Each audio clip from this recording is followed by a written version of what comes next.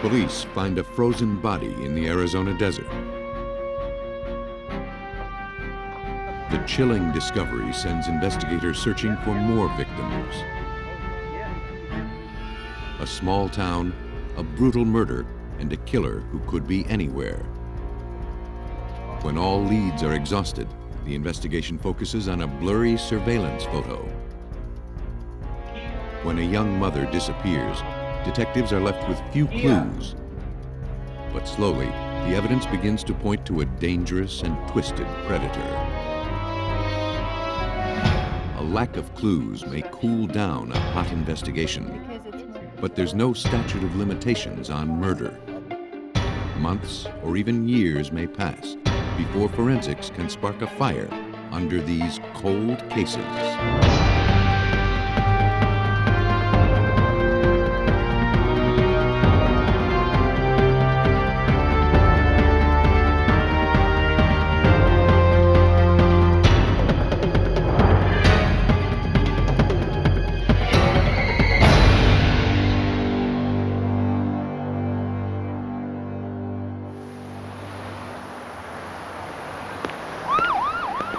On June 3, 1991, investigators from the Costa Mesa, California Police Department pulled up to an abandoned car on the Corona del Mar freeway. They were responding to a call regarding a missing person, Denise Huber, age 23. No one had seen or heard from her for almost 24 hours, and that wasn't like her. Denise's best friend had found her car on the side of the road while searching for her. Investigators examined it closely, but aside from a flat tire, nothing seemed amiss. The only personal article they found was a pair of pantyhose on the front seat. Denise preferred to drive without them. Though nothing in the car tipped investigators about what had happened, Detective Ron Smith concluded that Denise ran into trouble soon after she had pulled off the road. What struck us as unusual about the scene and concerned us right from the very beginning was that very near to her car there were emergency call boxes, there were pay phones, there were all-night convenience stores, none of which Denise went to call her parents or to ask for help. We knew right away that something was amiss, something was wrong. The last person who saw Denise was her date from the night before. She had dropped him off after a concert.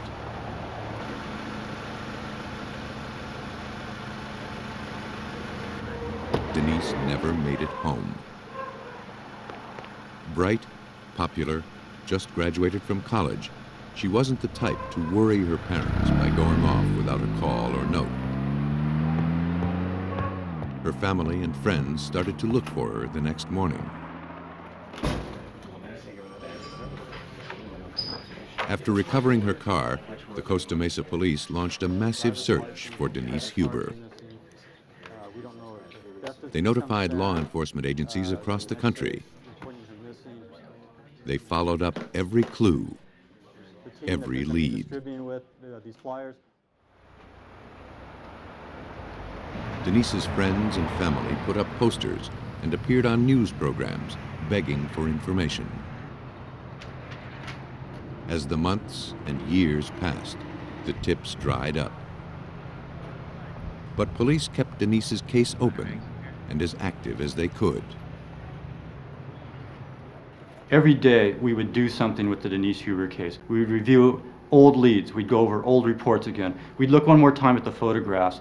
We never gave up, even though we never really had anything good to work with. After 3 years, no one could tell her grieving family and friends what had happened to her. Denise Huber had simply vanished.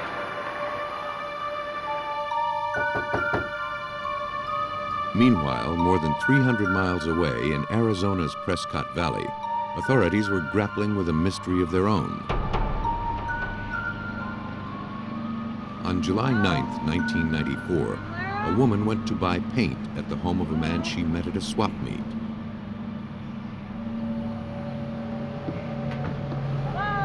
While she waited for him, she noticed a padlocked rental truck and the paint and chemical cans cluttering his yard.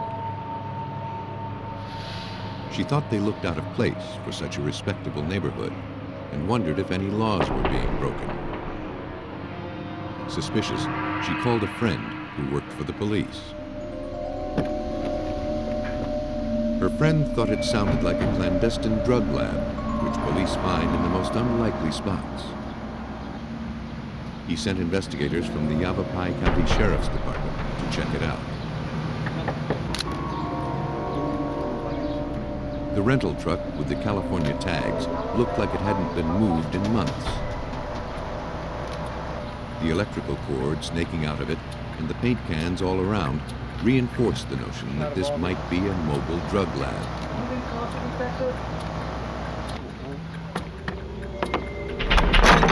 A check of the tag showed the truck had been stolen. Armed with a warrant, police cautiously opened the cargo door. Inside was a freezer. Ready, guys? We're opening up. Not knowing what it might contain, they suited up in protective gear. Plastic bags obscured the contents, but at the bottom of the freezer lay a pool of frozen blood. Carefully moving the bags aside, the officers expected to find nothing more than a deer. Instead, Lieutenant Scott Masher uncovered a horrific mystery. Initially, when we opened the black bags and could tell that we had a human, a frozen body with handcuffs behind the back, ice crystals. It was grim. The homeowner still hadn't returned, so police ran the license plates on the white pickup, also parked in the driveway. The owner was identified as John Joseph Famolaro. Within an hour, Famolaro and his mother pulled up to the house. Sheriff's deputies took Famolaro into custody, charging him with stealing the rental truck. They were anxious to find out more about the body in the freezer.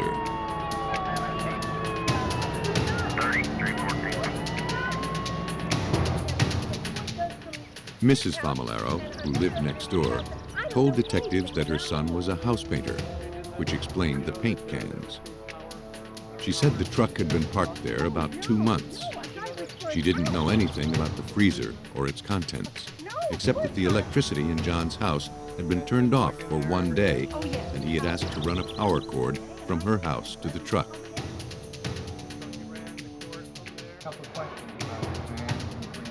At the police station, Famolaro was polite but uncooperative. He refused to answer any questions and asked to see his lawyer. Without any assistance from their suspect, investigators would have to rely on physical evidence at the scene to identify the body in the freezer and to find out how it got there. They charged Famolaro with homicide. The next day, warrant in hand, investigators entered Famolaro's house, hoping to find information about the victim in the freezer. In its frozen condition, they couldn't even discern the victim's gender. Look through these things on the chair. Famolaro's house was crammed with his belongings. This was the home of a man who never threw anything away.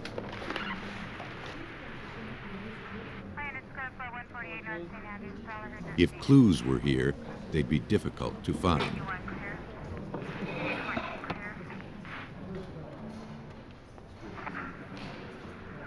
After more than 2 weeks of searching, investigators found several promising clues. The first was a set of handcuff keys that matched the cuffs on the victim. Bag it and tag it. Okay. The next clue took investigators by surprise. 2 complete Los Angeles County Sheriff's Department uniforms.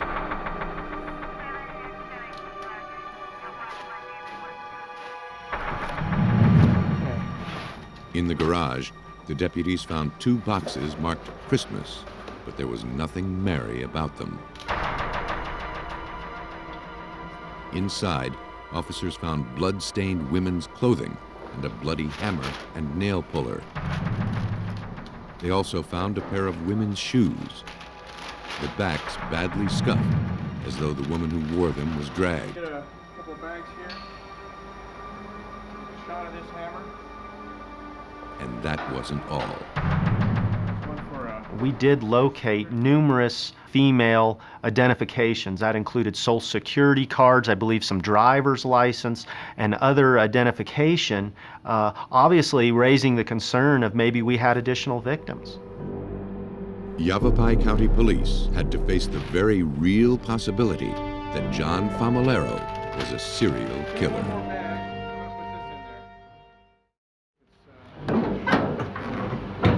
Arizona investigators looking into a murder had every reason to believe that there may be more than one victim. To test that theory, investigators brought in cadaver dogs to locate more bodies on John Famolaro's property. The dogs, trained to detect the slightest whiff of decay, alerted their handlers several times. Officers dug up every spot and still found nothing. But they never completely gave up the suspicion that the killer had struck before. I just got that paperwork from Costa Mesa. Police followed up on every piece of ID found in the Christmas boxes. Much to their relief, they found that each woman was alive and accounted for, except one from Costa Mesa, California. Her name was Denise Huber. To confirm her ID, Yavapai County forensic technician Mike Winnie lifted a thumbprint from the thawing victim and compared it with the one printed on Denise Huber's California driver's license. The prints matched, identifying Huber as the victim. To authorities in Arizona, the name meant nothing. But to Costa Mesa detective Ron Smith, it was the news he had waited 3 anxious years to hear. The call I received from Lieutenant Scott Masher from Yavapai County was that he thought maybe he had a body identified as Denise Huber and asked us if we were familiar with Denise Huber. Well, of course, I almost fell out of my chair when he mentioned the name. Now that she had been found, investigators in Arizona had to determine how she had been killed. Working with the frozen and decomposed remains presented a unique set of challenges to Maricopa County Medical Examiner Ann Buchholz. In our environment, to examine a frozen body is very unusual. We deal 99% of the time with people who have been exposed to heat elements, and that is more our area of expertise than someone who has been in a cold environment. It took the body approximately 2 days to thaw, where we could actually perform the internal examination. On Friday, July 16, 1994, Yavapai detective Scott Masher and Costa Mesa detective Ron Smith, along with other officers, gathered in the medical examiner's lab to observe the autopsy. The cause of death was determined to be blunt force trauma to the skull, resulting in multiple fractures. To identify the murder weapon, investigators needed to evaluate the entire skull to see where and how the blows had been struck. They called in forensic anthropologist Laura Fulginetti. How many days are we looking at here? Reconstructing a person's skull is very similar to doing a jigsaw puzzle. Essentially, you have about 50 pieces and you need to put them back into what you know to be the right composition. It took Fulginetti 2 days to reconstruct the skull, never losing sight of the fact that this victim was once a person. And I remember standing in this very room thinking to myself, how did you come to be in my sphere? This is not right. It's not natural for you to be here. She determined that the victim had sustained more than 35 blows to the head. The wounds were consistent with the hammer and nail puller pulled from the box in Famolaro's garage. To be certain, the lab ran tests. Technicians were able to establish a DNA profile from the blood residue on the nail puller. It matched the DNA profile taken of the victim's own blood. The match confirmed that they had found the murder weapon. To build their case, investigators had to retrace the events that led from the victim's abandoned car on a California freeway to John Famillaro's freezer in Arizona. Covered initially for as far as the search warrants at this point in time. It was very important for both agencies, the Yavapai County Sheriff's Office and the Costa Mesa Police Department, to work together and piece the evidence from California and Arizona to one case, one solid case, in order to successfully prosecute this. The Costa Mesa Police Department gathered information on Famillaro's activities during the time he lived in California. They learned that he had attended the Los Angeles Sheriff's Department Reserve Academy, but he couldn't make the grade and dropped out after just a few weeks. He kept his uniforms, which police found at his house. Further investigation led detectives to a warehouse in Laguna Hills, 12 miles from where Denise Huber's empty car was found. John Famillaro had stored some paint and supplies in the warehouse, then moved everything out when he left the area in August 1992, 13 months after Denise Huber vanished. Investigators thought it was likely that Famillaro had committed the murder here. They hoped to recover forensic evidence that would tie the killer to the crime and determine where the killer's trial would take place. Police searched the unit for evidence of the crime, using luminol to expose traces of blood. Applied to a surface and viewed under an alternate light source, luminol reveals blood stains invisible to the naked eye, even traces left years earlier. We found that the warehouse was huge, but I wanted every square inch luminol for blood.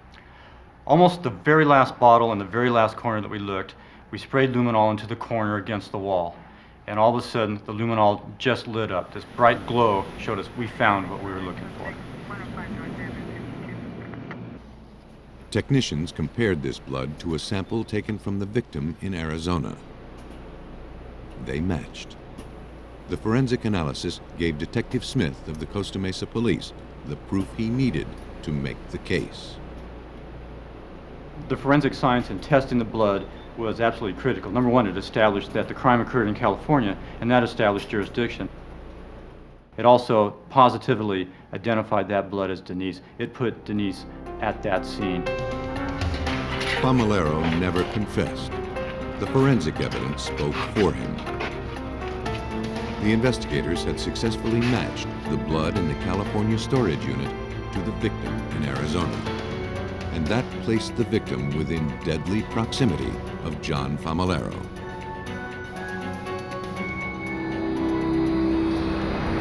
Authorities believe that Huber pulled off the road with a flat tire.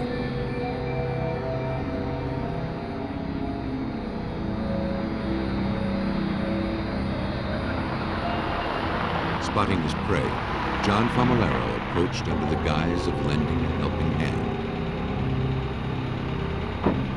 He abducted Denise Huber in Costa Mesa, California, in the early morning of June 3, 1991.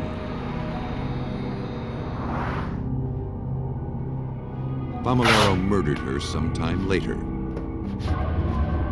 hid her body in a freezer, trucked it to Arizona, and kept it until police discovered his crime 3 years later.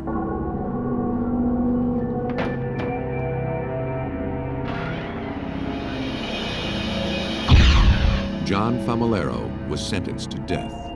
He awaits execution on California's death row. Famillaro hid his crime by keeping the body close to him. Other killers are not so conniving, but they can be equally elusive. It was a December evening in 1990. Peggy Phillips wondered why her husband Dean was taking so long to lock up the laundrette they owned in Ozona, Texas. It was just next door, but he'd been gone 20 minutes.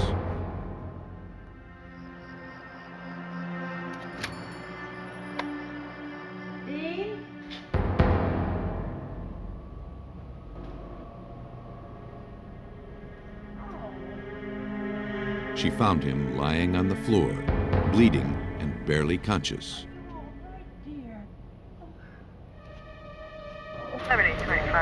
Police and paramedics raced to save him. Peggy thought that Dean must have fallen and hit his head. But the paramedics could see that this was no accident. Dean Phillips had been beaten nearly to death. Peggy watched as the paramedics loaded her husband into the ambulance. It was the last time she saw him alive. Dean Phillips died early the next morning, December 26th. The cause of death? Blunt force trauma to the head.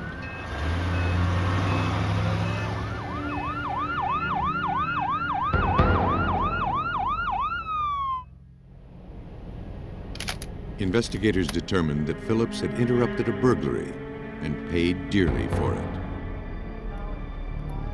They found only one hard clue, a single fingerprint lifted from a coin box left on the floor. They sent the print to the Texas Department of Public Safety. Like small-town police departments all over Texas, the Ozona police depended on the DPS crime lab for forensic services. This time, though, the Department of Public Safety came up empty. The coin box fingerprint didn't match anything they had on file. News of Dean Phillips's death spread through Ozona. Crockett County Chief Deputy Sheriff Alton Davis was determined to catch the criminal who had shattered the quiet of this little town. We've got a population of probably 3,000 to 4,000 people, so it's a small town. Everybody knows everybody, and it was a real shock to the community that something like this could happen in Ozona. The community stepped forward to help the investigation. A witness reported seeing two local men wearing bloody clothes the night Phillips was killed.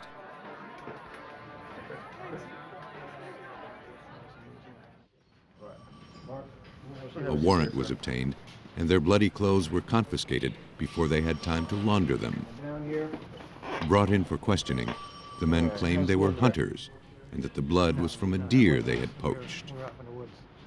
Last night we had a very serious Investigators were skeptical until they got confirmation from the DPS crime Okay, lab. let's get to the question. What time did you The get blood call? was indeed from a deer, 10:30. and the men's fingerprints didn't match the one lifted from the coin box at Phillips's laundry. The case's first promising tip amounted to nothing.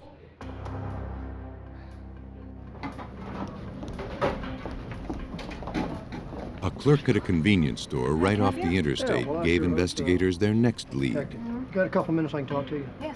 A man came in an hour before the murder and asked where the launderette was.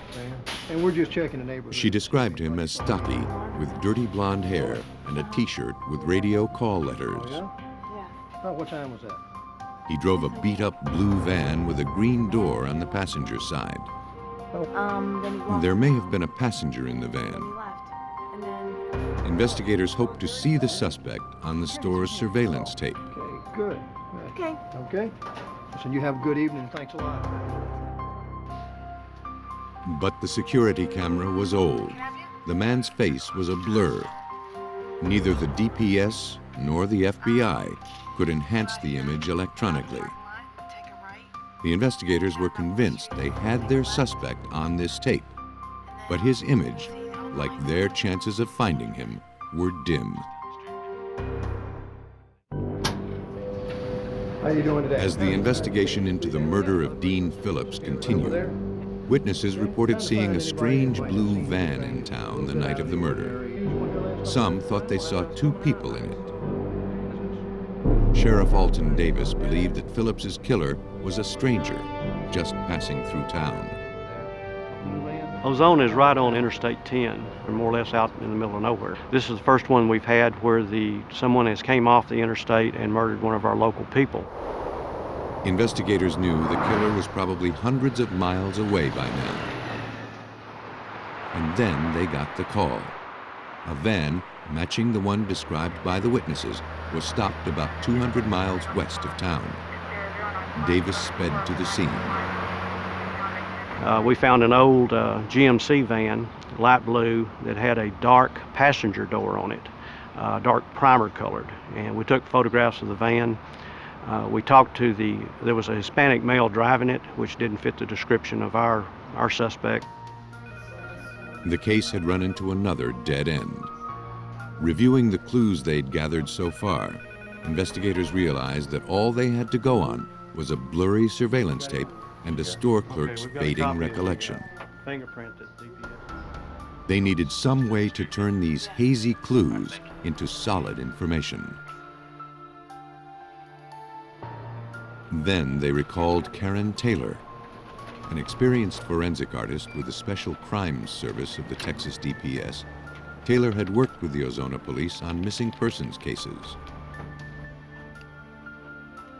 She is a pioneer in the forensic art and science of facial reconstruction, developing witnesses' vague descriptions into recognizable faces of criminal suspects. My function is to take some bit of information from a crime that occurs, produce some sort of a visual image that can be put out in the media, and hopefully it will trigger additional information that can be used to connect the crime to the victim or connect the crime to the suspect. Ozona police sent Taylor stills taken from the videotape. But after she had evaluated the black and white photos, she wasn't sure she'd be able to help. So I had a look at those stills to see just what I could determine about the face. It was very blurry, the quality was pretty poor, so I could see that there wasn't much likelihood we could enhance that video electronically, and it would probably boil down to my trying to just do some sort of a sketch based on what I could see. Taylor knew that while every feature might not be rendered perfectly, the sketch's resemblance to the suspect would be strong enough to help the investigation. Well, after years of doing this, I've come to believe that the most important thing to capture in a face for a forensic artist to trigger recognition is getting the proportions right. Each of the component parts in a face, each of the features, the eyes, nose, mouth, is important, but it's not as important as the arrangement of those features on a face. Taylor wasn't sure the image had enough information for her to work from. Then she noticed a feature she'd overlooked: the store clerk. She had talked with the suspect face to face. Taylor hoped the clerk might provide the missing details she needed to sharpen the picture.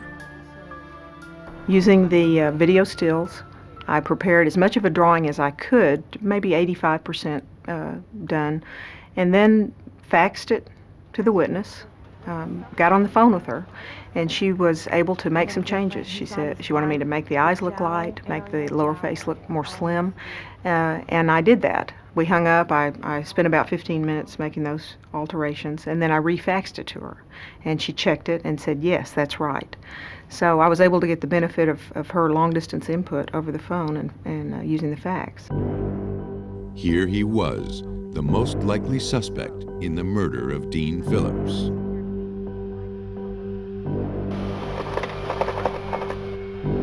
The Crockett County Sheriff's Office prepared a crime bulletin. Karen Taylor's drawing of the suspect's face was circulated across the country and to every radio station where someone might recognize the call letters on the suspect's shirt. Taylor's drawing represented the investigation's last hope. But when all the publicity brought no response, the Dean Phillips murder case came to a dead halt. The beating death of Dean Phillips looked like it was destined to go unsolved. Sheriff Alton Davis and his team had exhausted their last leads. Eventually, we'd ruled everybody out we were getting, and the leads stopped coming in. and we didn't have anything to work on, and it just more or less went cold, and we just had to sit until we got some other type of leads. 5 years came and went without another clue or lead. But Peggy Phillips was determined to bring her husband's murderer to justice. She contacted a television crime show and asked if they'd run her story. In August 1996, just over 5.5 years after Phillips was killed, the TV show aired the story of his murder and featured Karen Taylor's drawing. That's what got the phones ringing. From around the country, viewers called in leads.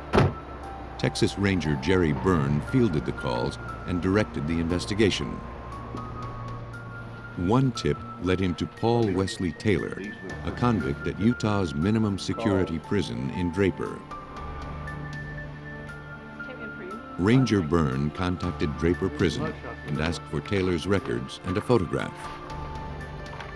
When he saw it, Byrne felt that at last they had tracked down their suspect.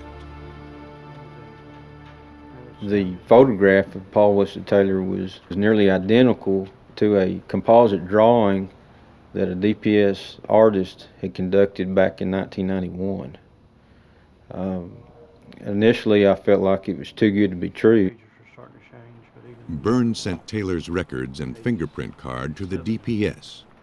They matched Taylor's right ring finger with the coin box fingerprint. After years without progress, this was a giant step forward. Investigators went back to the original set of clues, looking for more connections to the suspect. They found out that Taylor's brother worked at a radio station with the call letters seen on Taylor's shirt. They were now certain Paul Wesley Taylor was involved with the murder of Dean Phillips. But they wanted to know about the van's passenger, a witness or possibly an accomplice to Phillips's murder. Taylor's arrest record showed that his girlfriend had been with him at the time of his arrest in Georgia. Georgia authorities located the woman. Her answers filled the remaining gaps in the case against Taylor. She told Ranger Byrne that they had traveled through Texas during December 1990 and that Taylor had pulled up outside of a laundrette and gone in.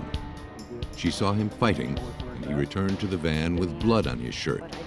And she certainly didn't know that anyone had been killed. He never said that he killed him? She led investigators to a field where Taylor had ditched his bloody clothes, along with a stolen coin box. They now had a credible witness who placed Taylor in the laundrette at the time of the murder. Utah extradited Paul Wesley Taylor back to Texas. On September 15, 1998, nearly 8 years after the killing, he pled guilty to the capital murder of Dean Phillips. On the 21st, he was sentenced to life in prison. Forensic artist Karen Taylor had turned a single blurry photograph into an image that helped unmask and apprehend a bald-faced killer. When that photograph and drawing were presented, they knew that it was Paul Wesley Taylor. That photograph and that composite drawing is what broke this case open. Investigators speculate that Paul Wesley Taylor got off the interstate in Ozona to get some food and gas.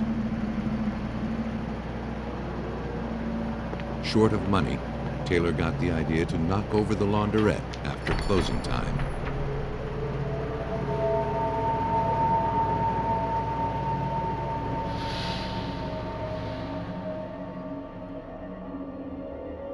Dean Phillips was in the wrong place at the wrong time. In other cases, tragedy stalks its victims. August 16, 1989, Joe Gilbreth finished work and arrived at his home in Villanau, Georgia. He was looking forward to spending the evening with his baby girl, Amber, and his wife, Nikia.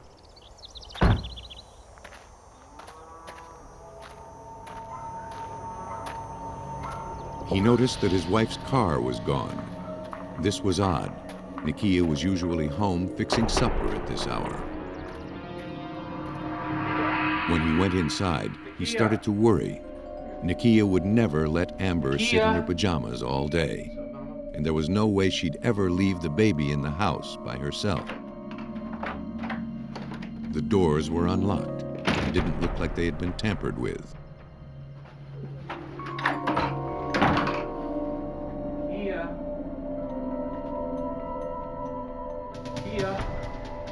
When Nakia's family told Joe they hadn't heard from her, he called the police.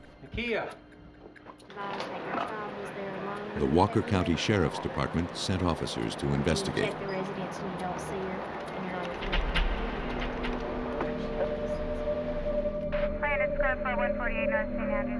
the Joe and his mother-in-law reported 3 missing items: a blue telephone cord that had been ripped from the wall, a bedspread that had a sheet stitched to one side, and all of Nakia's underwear.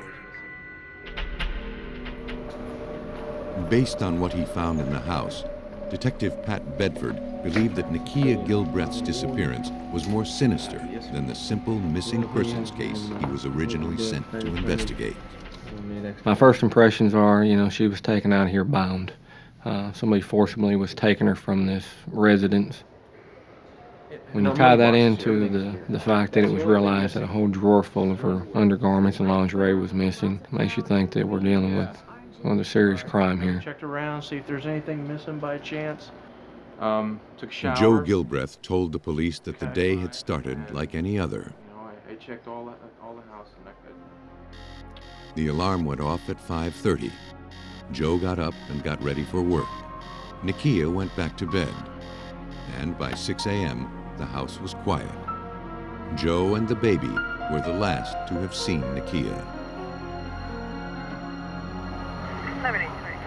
A squad car was stationed at the house in case she might return, but Nakia never came home.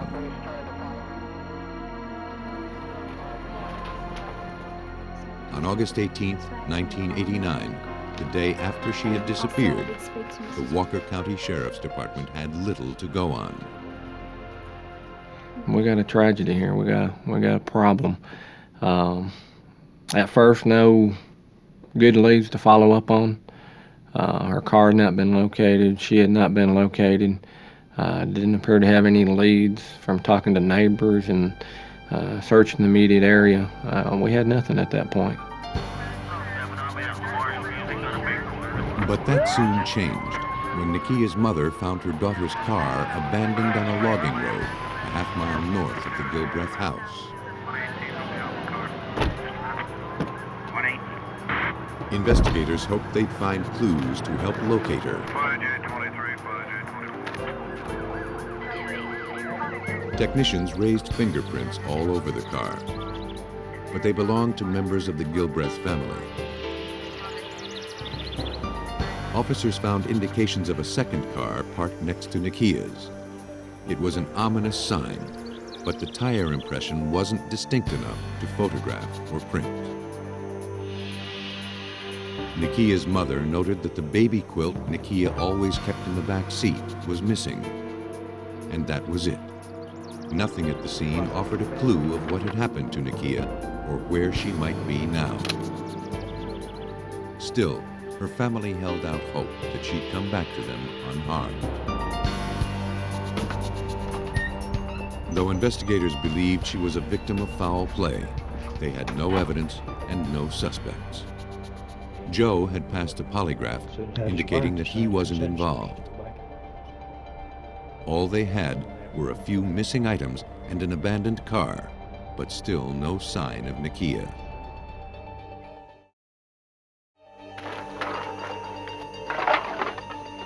Two days later, a boy collecting empty cans along the highway made a crucial, gruesome discovery.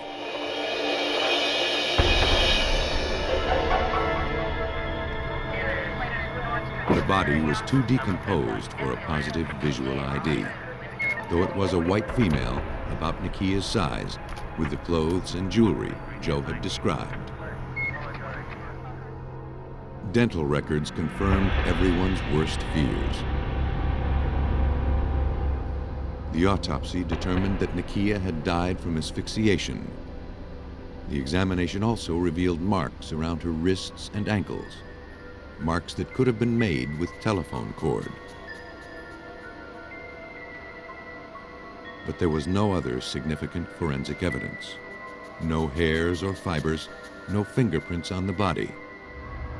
Nothing that might dictate the investigation's next step. Investigators considered a number of suspects, but none of them panned out. Leads dried up. The case went cold. Unfortunately, we were going nowhere in the case. We had no good leads, no good suspects. Any tips that we got, we did everything from roadblocks, car to car, house to house, door to door searches, searched the area thoroughly. We weren't able to really locate anything that was helping us. Several months went by and we really weren't making any progress in solving this case. You cannot let something like this go on. You've got to be able to solve this case. Then, 4 months after Nakia Gilbreth disappeared, investigators heard about a similar case in nearby Gordon County. A young woman was abducted by an intruder while her child slept. For 14 hours, he forced her to model lingerie for him and assaulted her repeatedly. Then, he brought her back home. Before police could identify the woman's assailant, the case took a bizarre turn. The investigation into the death of Nakia Gilbreth had led to a similar account of a woman's abduction.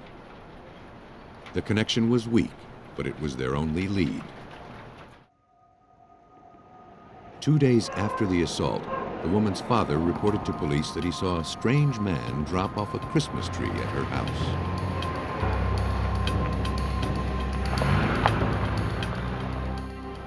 When investigators ran the truck's license plate, they discovered that it was registered to James Ray Ward.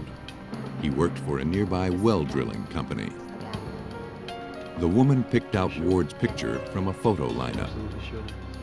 She recalled that during the day she was being held, she told her assailant that she hadn't had a chance to get her child a Christmas tree. Officers took Ward into custody a short time later. Ward pled guilty to rape and was just starting a 20-year prison term.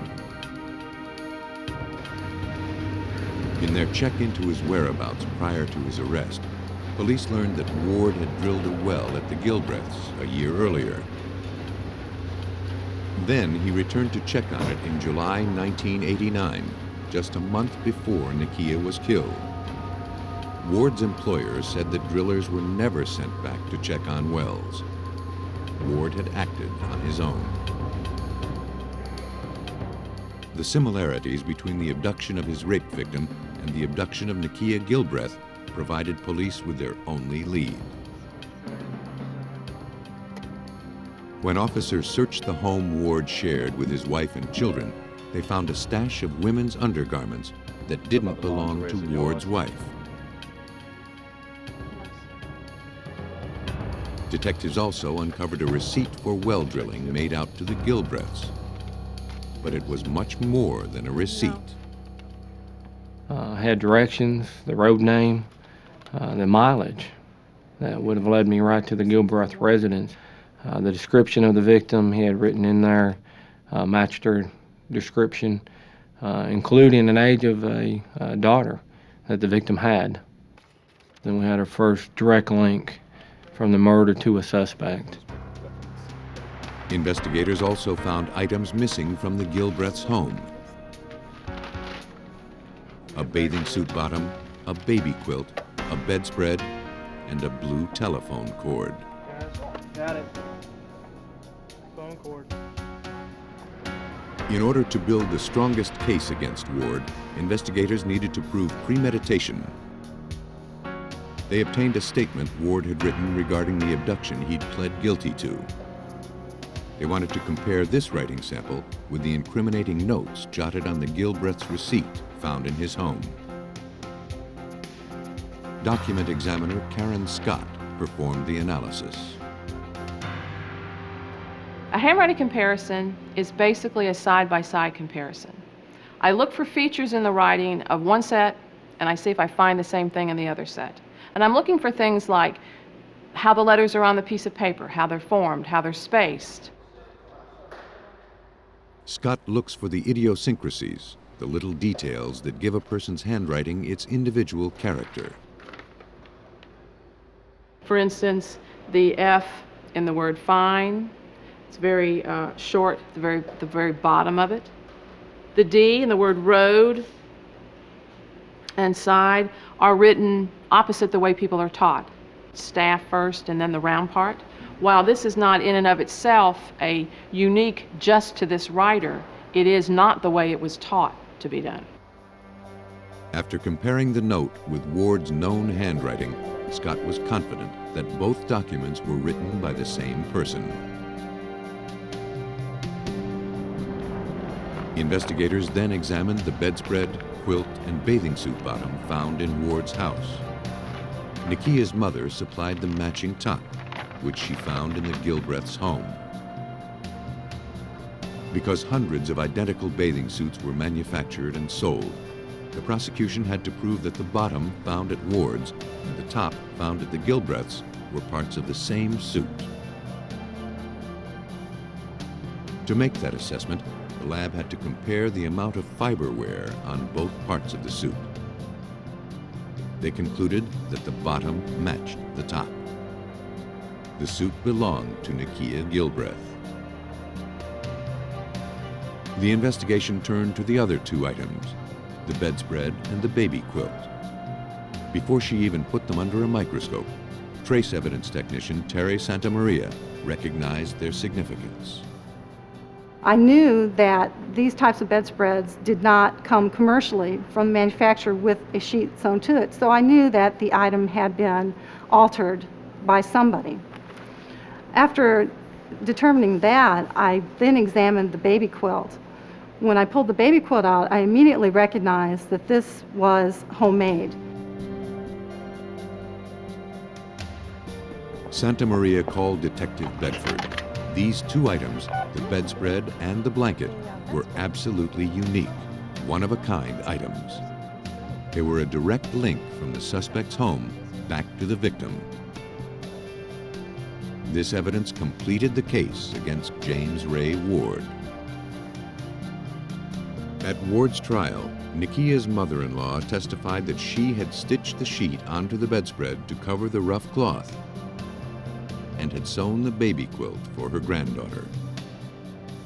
The only way that they could have come into Ward's possession was if he had gone into the Gilbreth home and Nikia's car and taken them. Ward never confessed, but based on the evidence, investigators pieced together a scenario for the murder. On the morning of August 17th, Ward watched Joe Gilbreth leave for work. When he saw it was safe, he entered the Gilbreth home and abducted Nikia. I believe he pulled the telephone wires and the cord away from the wall. I believe he bound her, wrapped her in the quilt, and on the way out the door also took a drawer full of her underwear and lingerie as a trophy. Prosecutors called Ward a meticulous, organized stalker with a perverted mind. Investigators speculated that he fantasized that the women he was assaulting liked him. That might explain why he returned to place a Christmas tree at the door of one of his victims' homes. Jurors convicted him of murder, and in July 1991, after deliberating just 3 hours, he was sentenced to death for murdering Nikia Gilbreth. When the leads disappear and an investigation stalls, that doesn't mean a case is closed.